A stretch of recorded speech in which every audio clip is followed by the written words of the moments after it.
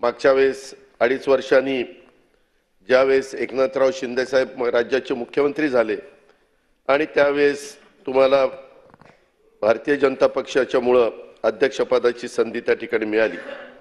2.5 वर्षापूर्वी विद्यमान उपमुख्यमंत्री एकनाथराव शिंदेंच्या नेतृत्वाखाली सरकार स्थापन झाल्यानंतर आपली निवड ही देवेंद्रजींनी आणि सगळ्या महायुतींनी केली आणि आज आपलं महाराष्ट्र विधानसभा ही देशाला दिशा देणारी विधानसभा आहे।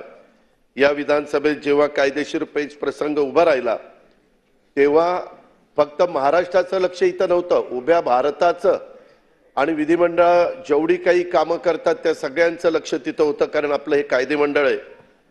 तेव्हा अध्यक्ष महोदय थोड्याशा मनाला वेदना व्हायच्या, कारण विरोधकांनी ताळतंत्र सोडून अध्यक्षांच्यावर वैयक्तिक टीका केलेली आम्ही त्यावेळेस पाहिली।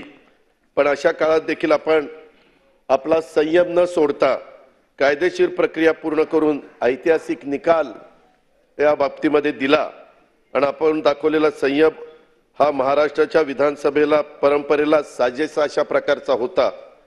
आज या प्रसंगी बोलताना मला कुठलं राजकीय भाष्य करायचं नाही, परंतु मागील काळात एक नाही तर 2 राष्ट्रीय पक्षामध्ये त्या बाबतीमध्ये फूट झाली आणि हा मुद्दा संविधानिक होता, न्यायिक होता, संवेदनशील होता, परंतु आपण त्याचा फार बारकाईने अभ्यास केला, ज्याचा उल्लेख सुरुवातीला मुख्यमंत्री महोदयांनी केला।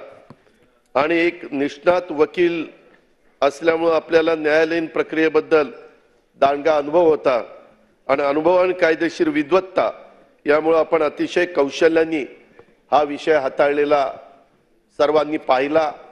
त्याच्यामुळेच आपल्याला ह्याबद्दल जी कमिटी केली त्याचं अध्यक्षपद देण्याचा निर्णय लोकसभेच्या अध्यक्ष महोदयांनी घेतला। 14व्या विधानसभेचे अध्यक्ष ज्यावेळेस आपण निवड झाली आणि झाल्यानंतर आपण केलेलं भाषणामध्ये त्यावेळेस तुम्ही म्हणाला होता की the speaker has to speak less and listen more. गेल्या 2.5 वर्षाच्या काळात आपण हे वाक्य खरं करून दाखवलं